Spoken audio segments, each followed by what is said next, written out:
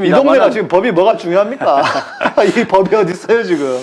근데 이제 말은 공영방송으로서의 객관성, 독립성, 자율성 또는 공정성을 제대로 발휘 못했다고 그렇게 야단을 쳐서 너희들을 징계하노라라고 해놓고서 그걸 갖다 팔아버리겠다고 하면 사형방송이 되는 건데 네. 그 공영방송 노릇을 제대로 못했다고 야단친 다음에 공영방송을 팔아서 사형방송을 만든다는 게 뭐, 그러니까 말씀하신 대로 앞도 없고 뒤도 네, 없고 맥락이 없어요. 맥락이 진짜. 전혀 없어서 네. 그러니까 이게 예측하기가 참 어렵습니다. 네. 네. 이게 예측하고 해석하는 게 과잉이야 제가 볼 때는. 네. 그러나 이제 제일 심각한 거는 사실 방송 때문에 이제 뉴스는 방송에 커지고 있습니다만은 제가 더 걱정하는 것은 네. 총선을 앞두고 통신에 대한 제약이 훨씬 더 빨리 심각하게 들어옵니다. 예를 들면 홍범도 장군의 시를 올린 것들이 계속 정지당하고 있습니다. 아 페이스북에 예. 왜 와 그 보니까 조국 장관님도 그 시 올렸는데 정지됐다 그러시더라고요. 예. 저는 실은 좀 일찍 당했어요. 제가 그러니까 이게 무기 정지가 문제가 아니라 페이스북에 제가 친구가 한 5,000명, 팔로워가 한 16,000명인가 되는데 제가 일본 그때 막 후쿠시마 관련해서 그럴 거예요. 저는 글도 많이 안 쓰고 딱 공유하면서 한 2줄 정도만 딱 쓰는데 그게 갑자기 뭐가 날라오더니 무슨 뭐 24시간 정지시키겠다는 거예요. 네. 근데 문제는 뭐냐면 정지되고 나잖아요. 그 다음부터 노출이 확 줄어듭니다. 확 줄는다. 예, 한 3분의 1로 줄어든 것 같아요. 그래서 이게 방송위원장이 아니고 방송통신위원장이란 말입니다. 네, 네, 네. 그러니까 방송은 일단 시간이 좀 걸립니다. 이사회도 있고 뭐 법적으로 네, 네, 복잡하니까. 통신은 너무 쉬운 거예요. 그러니까 홍범도 장군의 시를 올리면 바로 계정이 스톱되고 네. 그다음에 또 어떤 진보적인 사안이나 아니면 정책에 대한 비판이 올라오면 뭐 무슨 단어가 들어갔다라고 그러니까요. 해서 또 스톱되고 여러분 네. 실제로 이제 SNS라든가 온라인이라고 하는 것은 정권의 입맛에 맞춘 거 외에는 존재하기가 어려운 나머지 비판적인 것들은 잠깐 올라갔다가 바로 정지당하는 이런 시대로 이제 접어든단 말이죠. 예. 이게 어떻게 SNS가 민주주의의 새로운 도구가 될 수 있겠습니까? 안 되죠. 그런데 통신은 이미 완전히 이제 장악 단계로 들어가는 거죠. 방송은 KBS, MBC의 이제 사장을 바꾸는 문제가 아직 남아 있으니까 확 넘어가지는 않습니다만은 통신은 이미 넘어갔다고 봐야 되는 거죠. 이대로 이제 방송마저 확실히 넘어간다면 방송 통신을 가지고 총선을 치르게 되는 건데, 그때 또 어떤 일이 벌어질지는 난감한 거죠. 예. 그래서 이동관 방송위원장 체제에서 벌어질 것들을 한번 생각해 보면 뭐 대충 눈에 보이는 것들입니다. 첫째는 이사들을 갖다 빨리 바꾼 다음에 바꾸는 걸 또 마무리 지어야 되는데 다만 MBC 이사장이 쫓겨났다가 법원에 의해서 다시 복귀했습니다. 예. 그래서 KBS도 혹시 살아나지 않을까 했는데 KBS는 법원에서 이거는 권한 소송으로 법원에서 좀 치밀하게 따져봐야 될 문제가 많아서 이건 뭐 가처분을 가지고 해라 마라 이렇게 딱 하기는 뭐하다라고 해서 소송으로 들어가라 이렇게 쓰니까 오래 걸릴 것 같고 네. 그다음에 이제 사장을 바꾸는 문제가 이제 슬슬 진행이 될 건 당연한데 사장을 뽑을 때 사장을 바꾸니까 이제 새로 뽑아야 된다는 말입니다. 그렇게 되면 우리가 해놓은 게 있습니다. 국민들한테 KBS, MBC를 어떻게 할 건지를 설명을 해보고 네. 국민 참여단이 거기에 점수를 매겨서 그 네, 점수가 네, 반영되도록 하는 게 있습니다. 예. 그럼 이 제도를 어떻게 할 거냐? 자기들 마음대로 자기 입맛에 맞는 사람을 뽑는 게 목표인데 국민 대표들이 가가지고 점수를 매긴다. 그래요. 이걸 허락할까?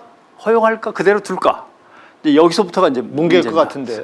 그래서 그걸 뭐라고 핑계를 대겠죠. 네. 이건 공공방송의 자율성에 괜히 시민들이 어떤 사람이 들어올지 모르는데 개입하면 안 됩니다. 이러면서 이제 막을 수 있습니다. 이것부터 이제 한번 지켜봐야 되고. 네. 두 번째, 부사장부터가 문제입니다. 사장은 그렇다고 치고 네. 부사장과 본부장 이 사람들이 이제 어떻게 바뀌냐를 봐야죠. 또 자기 사람들로 가득 채워놓는 거죠. 그 사람들이 보도국장, 편집국장, 제작국장을 이제 지휘를 한단 말입니다. 네. 그러니까 부사장과 본부장 인사가 어떻게 치러지느냐 이걸 봐야 되는데 사장이 뭐 그쪽 사람이 들어와서 소통을 위촉하고 한다면 당연히 뭐 부사장, 본부장도 그저 또 그쪽으로 줄줄이 뭐 가겠죠. 그렇게 막히지 않을까라고 하는 문제. 세 번째는 시비거리를 찾아내겠죠. 지금 이사장들도 뭐 법인카드를 뭐 함부로 쓴 거 아니냐 이런 뭐 시비거리 갖고 계속 감사를 받게 하고 고발, 고소, 그다음에 뭐 징계, 그다음에 나가라 이렇게 되는 건데 네. 법인의 이제 이사들과 예전에 나름대로 진보적 성향을 띄었던 본부장급들에 대해서 이제 트집을 잡기 시작하죠. 그러겠죠. 예. 예. 보니까 법카를 막 쓴 거 아니야?부터 시작해서 네. 이거는 직권남용으로 결재를 마구 한 것 같은데 뭐 온갖 것들을 다 찾아낼 겁니다. 여기에 대해서 이제 대드는 노조가 있으면 그 노조에 대해서는 나름대로 또 단체 협약을 뒤로 미룬다거나 임금 네. 협상을 뒤로 미룬다고 하면서 질질 끌죠. 그럼 다급해진 노조가 행동을 하면 유리창 깼어 뭐 이러면서 이제 손해배상 소송 들어가고 고소 고발 들어가고 아주 몹쓸게 굴 겁니다. 네. 근데 노조가 똘똘 뭉치면 그나마 힘이 되는데 네. 노조가 2개 아니면 3개로 다 갈라져 있어서 보수 노조, 진보 노조 간에 뭐 엄청난 대립이어서 노조가 힘을 쓰기도 좀 어렵게 돼 있는 그게 문제죠. 그래서 어제 제가 이제 다른 유튜브 방송을 보다가 MBC 전 사장, KBS 전 사장 나오죠. KBS 전 사장이 그 얘기를 하시는 거예요. 뭐 KBS의 직원들이 사원들이 이거를 용납하지 않을 거다. 그러면서 뭔가 크게 저항을 할 거다 그러는데 과연 그럴 수 있을까? 지금의 구조에서. KBS 내부 얘기를 들어봐도 정현주 사장이 쫓겨날 때의 분위기와 네. 지금 김 사장이 쫓겨나려고 하는 위기에서의 분위기는 완전히 다르다는 거 아닙니까? 예. 그때는 아니 이런 네. 미친 짓이 네, 있나? 네, 네. 어떻게 대명천지에 이런 일이 벌어져라고 그렇죠. 그때는 그랬었는데 예. 지금은 저쪽 노조는 환영이고 빨리 나가라는 거고 네. 이쪽 노조는 어떻게 막아보려고 하는데 힘이 없고 뭐 이런 거죠. 그것도 MBC도 최근에 그런 그 제2노조처럼 KBS 제2노조처럼 또 그 약간 어용 노조 하나 또 세운 것 새로 같은데요. 생겼죠. 예, 그래서 중간에 어정쩡한 노조가 또 하나 생기긴 네. 했습니다. 네, 그럼 또 걔네들이 또 시끄럽게 떠들면 또 뭐 거기 뭐 힘쓸어지고 이렇게 그래서 뻔하지 않습니까? 그게 이제 가을 지나면서 구축이 끝나면 그 다음부터는 이제 방송 내용에 대한 직접적인 개입이 이제 시작이 되는 거죠. 그러겠죠. 예. 기억나실지 모르겠지만 2010년에 이명박 정부가 이제 KBS MC를 향해서 방송 프로그램 제재에 들어가죠. 그래서 없어진 게 후플러스라는 게 있었는데 없어지고 예, 후플러스 기억납니다. 김혜수의 W 좀 괜찮았는데 잘 나가고 있었는데 네. 갑자기 없어지고 예. PD수첩 제작진은 다 타부서로 흩어져 가고 그래도 다 구속도 갈리고. 됐잖아요. 예.